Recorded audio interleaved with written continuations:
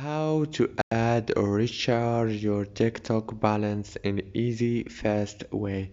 Hello guys, in today's video I'm gonna show you how to recharge your TikTok balance easy and fast. So first thing we do, we go to TikTok. As you can see, this is the home page.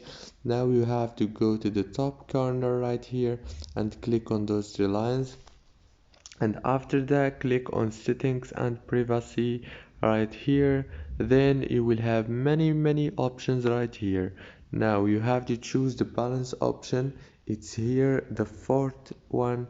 Click on it and then it will take you to this page. I have zero balance. Now if you want to recharge your balance, just click on recharge right here, and then it will take you to choose your payment method and then recharge it. And that's it for today's video guys. If this video was helpful, don't forget to like and subscribe.